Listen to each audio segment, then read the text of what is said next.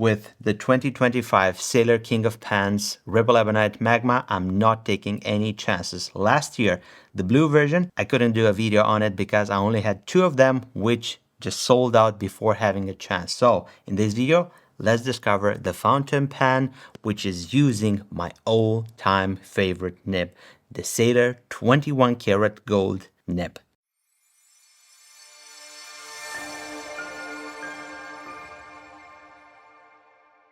Welcome back, ladies and gentlemen. As always, I'm your host, Amy from Penventure. Welcome to a new fountain pen review. Like I told you in the intro, last year I couldn't get in time with the video, and those 2 fountain pens that we had in the blue version of the Ripple Ebonite collection just got sold like this. So this year, I'm gonna do the video because this fountain pen just showed up 2 days ago, so I'm not taking any chances. It's having one of my all-time favorite nibs, the 21 karat gold nib from Sailor. I'm going to share why do I like this nib so much, and of course we're going to discuss which is the future of such a nib option in the Sailor lineup, because the price for gold, it's crazy these times, and I don't know what the future holds for such nibs. In this box right here, it may be small, but inside it's a very precious writing instrument. I prepared some samples of this material, Ebonite, from my personal collection, so we're gonna put them side by side. We're gonna have a look at the material all together. I'm gonna give you some hints regarding Ebonite, what to expect from owning such a writing instrument, how,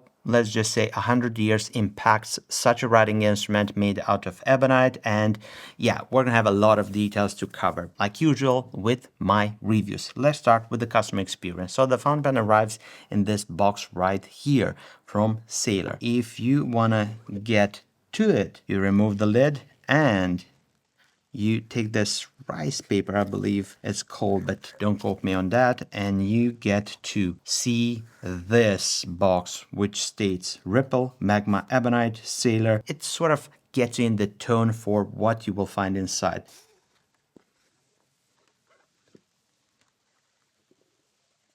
Ooh.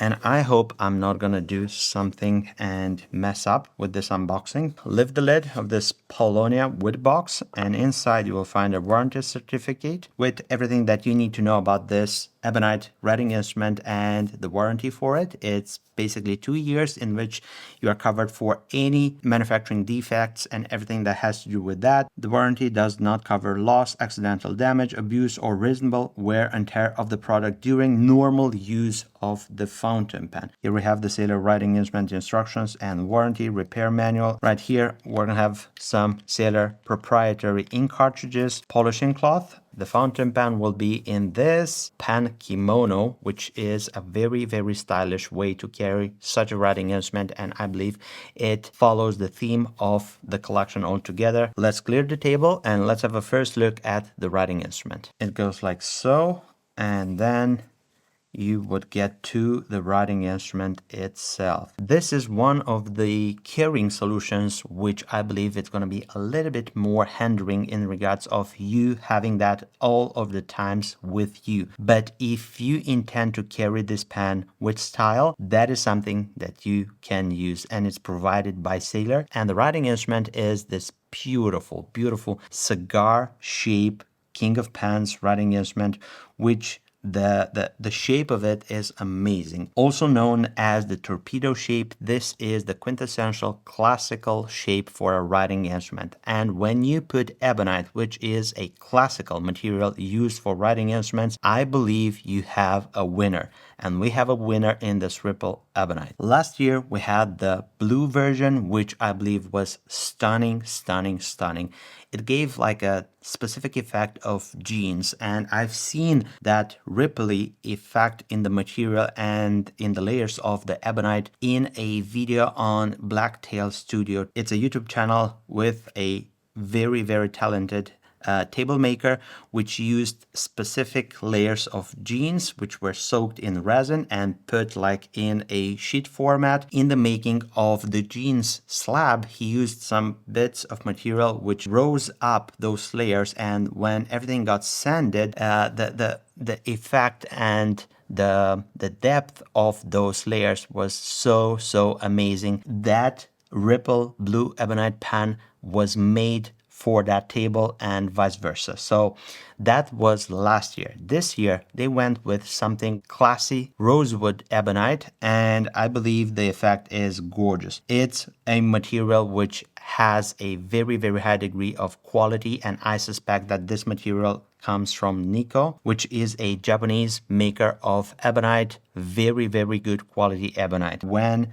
the shape of the pan starts to get into the middle of the ebonite rod and it starts to taper in, we get to see more of those layers being exposed. It's impressive as a material altogether. For those who don't know, ebonite is vulcanized hard rubber. As a material is impressive because you can actually build a specific layer or structure for those layers of colors. It's sort of like celluloid, because celluloid as a material goes on the same theme, and you can actually build the inner structure by intertwining specific layers of different configurations and colors. And when you cut diagonally or horizontally, or you start to make from a specific square rod something tapered, you get into the material and you get to have that effect. And this is true with Arco just as well. So ebonite sort of goes in that avenue, to say so. And I have some examples of ebonite fountain pans from my personal collection. Delta Roma Imperiale, made in brown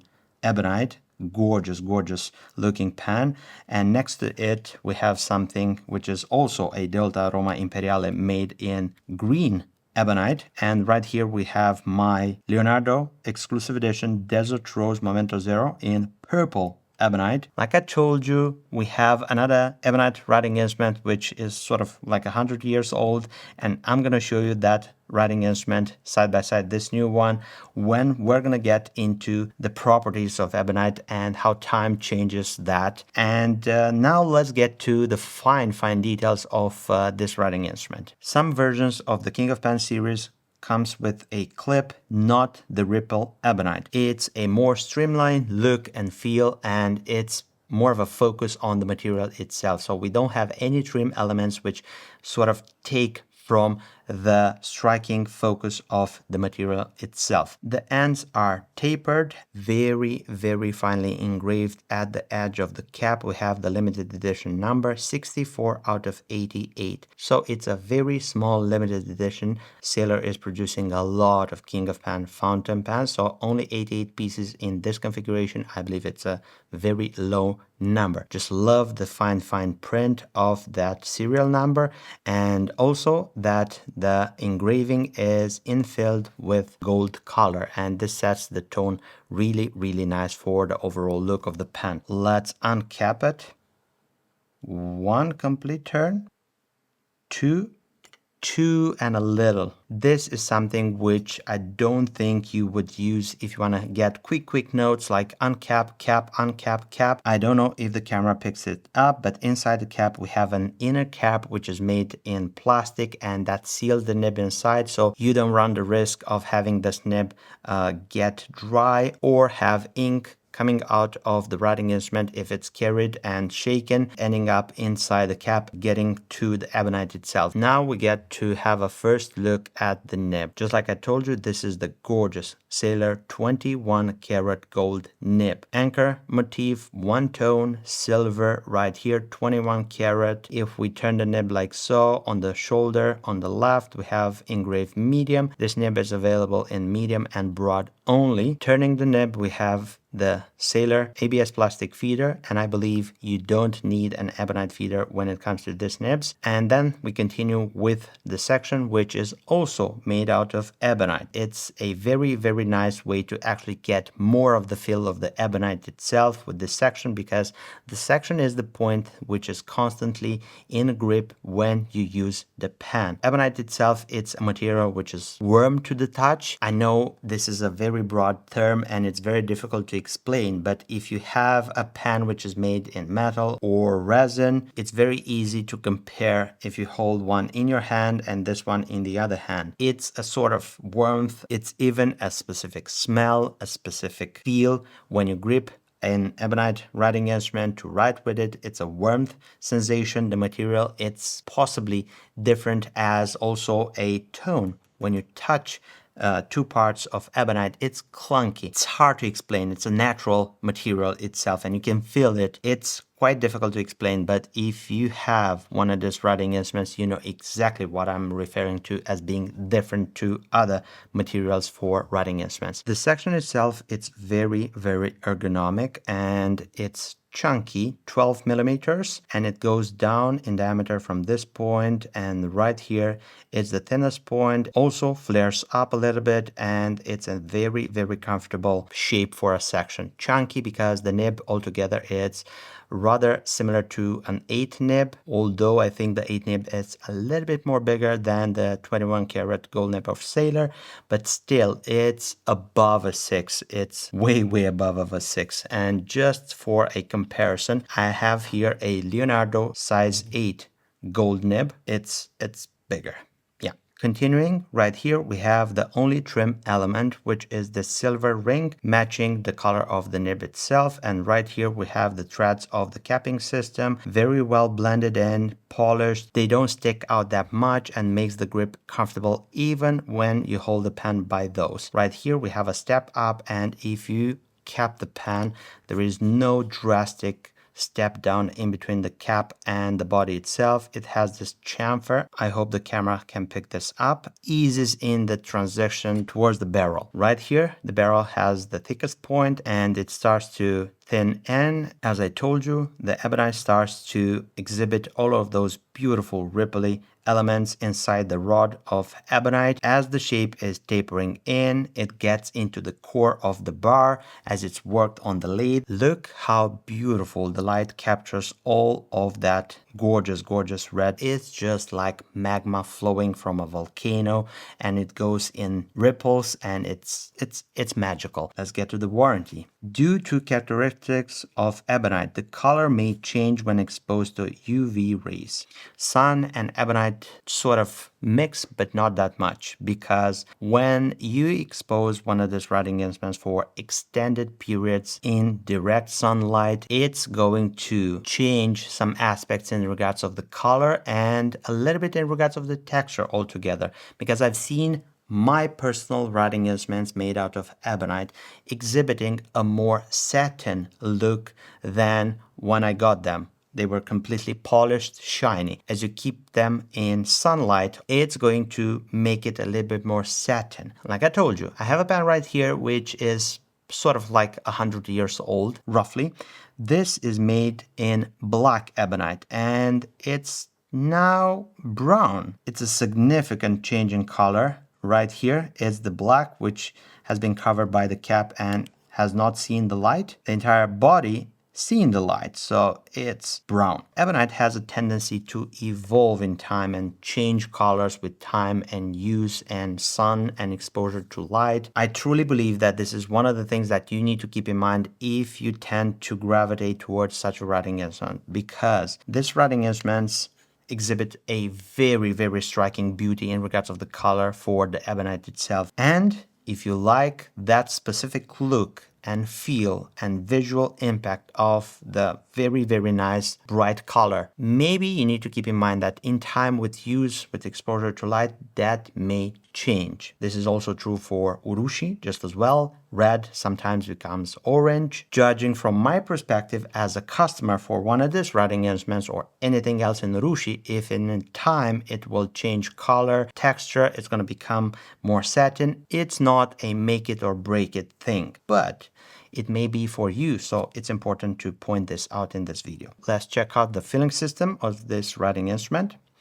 And like expected with Sailor, it's a plug-in cartridge converter, which is provided by Sailor, and the writing instrument is working with Sailor proprietary ink cartridges or with the use of a converter. I believe this is one of the systems which Sailor has been using on the King of Pen for ages. I am very, very excited to see in the future something else from Sailor. So this is the Ripple Ebonite of this year, Magma. Now it's time to have some measurements for this writing instrument, writing sample, and in the end, I'm going to share some of my personal thoughts regarding this specific pen. Kept like this, the writing instrument measures 152 millimeters, unkept in writing position 131 millimeters, posted 170 millimeters. Capped or posted, the total weight of the writing instrument is 36 grams. Uncapped is 24 grams. It's a light writing instrument for its look and size and proportions. I just like this about the King of Pen series because it's an oversized pen, quite light, very nimble, and the medium nib makes it very, very precise in writing. Now, pricing. This year, Magma Ebonite comes at a pricing of 1,250 euros, no VAT. A bump up in price from last year. Blue edition, which was 1,090, no VAT. It's a 15% increase in pricing. Yeah, it's steep. To make it more simple to understand, this is not the entry edition in the KoP series, price-wise. This is a little bit more upwards of that. Anyway, let's proceed with the writing sample. If you want to go with one of my recommendations as an ink color for such a pen, I would say one of these two. This is the Sailor Ume Manual inks, and right here we have Diamine Oxblood. I don't know which one to use, but possibly because I've used Sailor Manual in so many KoP nibs of my collection, I'm gonna go with Oxblood from Diamine. This is an ink which I am not using as much as I did way in the past. Pen. Sailor. King of Pens. Ripple Ebonite Magma. Gorgeous, gorgeous medium nib. Just love the Sailor nibs. They come so consistent out of the box. They write. Perfect. Ink. Diamine. Oxblood. Nib. 21 karat medium. Just hope that the camera picks up the sweet, sweet feedback of the Sailor nib. And oh my God, I just love this feedback. This is perfect. It's not too much. It's not buttery glass smooth. It sort of transmits the vibrations of the paper in your grip and it feels great. So if you like glassy smooth nibs, give it a try with the Sailor nib because I believe you're missing out on a great, great writing experience from this 21 karat gold nib with that sweet, sweet Japanese feedback. Wetness test. This is one pass. Keep in mind, Oxblood as an ink, it's not something super, super wet, but this nib, it's right in the middle. It's not too much. It's tamed. It's perfect, in my opinion. And I'm a huge, huge fanboy of this great, great 21 karat nib from Sailor, and I hope it shows. Normal. Figure of eights. As expected with Japanese nibs, this medium, it's sort of a fine plus-ish, but this is only to the fact that this 21 karat gold nib, it's a little bit more soft, so as you put normal pressure on it, it's opening up just a little bit. So this medium 21 would be maybe 5-10% wider than something in 18 or 14 karat from Sailor, also in medium, so keep that in mind. This big 21 karat nibs are maybe a little bit more wet and the line is slightly wider than the other siblings. Flex. I told you it's soft. It's okay to press a little bit. It's gonna come back, but be gentle with such a nib because it's a treasure. It will have some line variation. Maybe it will go from a medium to Japanese broad. It's something which I don't want you to ruin, so be very careful in applying pressure in such a jewel of a nib. Let's continue with the famous sentence and be a little bit more flamboyant with the writing. The quick brown fox jumps over the lazy dog. So the nib doesn't skip a beat. It's precise, it's very, very fun, it's very rewarding as a writing experience, pencil-like feedback, it's glorious. So now it's time to proceed with my personal opinions regarding this impressive Ripple Ebonite Magma. As an addition, hands down, Sailor started to deliver in the last 4 or 5 years. They come up with hit after hit after hit, no matter if it's an Urushi, no matter if it's an Ebonite, and also into the regular series, Pro Gear, 1911s.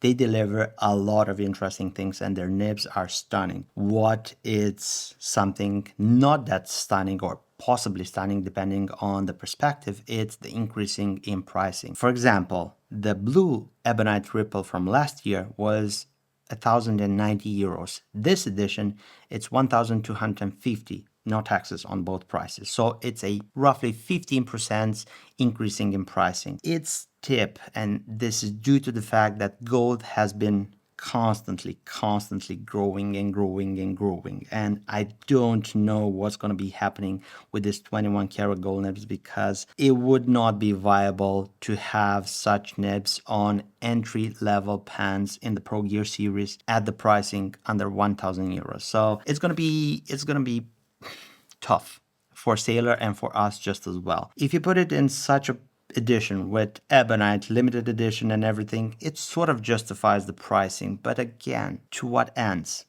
I don't know. This is something which I believe even us and Sailor and everyone in the fun pen industry is struggling with, the prices for gold nibs. And I believe in soon time we will need to find a solution for something like this and accept that sometimes pans can be great even with stainless steel nibs or other material nibs which are not that costly as gold is right now. Yeah, this is one of the points which I've been waiting to share with you. For all of you which are OCD and just have one of these writing instruments and you want from it to look the same as it looked in the first day that you bought it, it's not gonna happen, because with time, with exposure to light, it's gonna change as a color, and you need to expect this. If you want to get something which is not gonna be changed full, go and have something in resin or something in metal. Keep this in mind, and if this is a deal maker for you as a user, as a collector, maybe this is not the right pen for you. On every single point, Sailor delivered with this edition, and I believe it's stunning. The nib is like meeting an old friend. It's something which I know and I have been experiencing in 3 or 4 of my KoP pens, and I believe it's one of the most impressive nibs that you can get at this very moment. So if you miss having such a nib in your collection, get one, because soon, I don't know if it's going to be tougher or impossible to get at a reasonable price. It's one of those writing experiences which takes you off the ground, or at least it does for me, because it's exhibiting that sweet pencil-like feedback. It's smooth, it's perfectly wet, and it's magical. And I know I'm a fanboy of this nib, and I've been, and I admit this, maybe I'm too biased to showcase such a nib, but in my honest opinion, if I'm dealing with a customer in front of me and I want him to get the very best as a writing experience and his budget is allowing him to have such a nib, most likely I would have recommended such a nib for him, and I would have give one of my writing instruments from my collection inked up and say, like, try this, because this is the glorious Sailor 21 karat gold nib. Besides this, I believe this is one of those editions which is going to go straight into the Hall of Fame, just like with the blue Ebonite Ripple. It's going to be a hit. Keep an eye on this edition, because we will see more from Sailor coming. Pretty much that's kind of it. A pen which I like as a material, as a collection, as a nib. The only part which is kind of like this is the pricing, but at the end of the day, it's the pricing for gold, and we will see new things from Sailor at the different price point, and this will be transmitting into the lower editions, which is using gold nibs just as well, but it's more visible on a giant big 21 karat gold nib. That's kind of it. Let me know if you enjoy my content. Don't forget to give this video a big thumbs up if this was useful. If you want to get one of these routing instruments, we have a very, very low number of them, single digits. If you want to get one of these routing instruments, down below you'll find the link for it. If you have any questions regarding this collection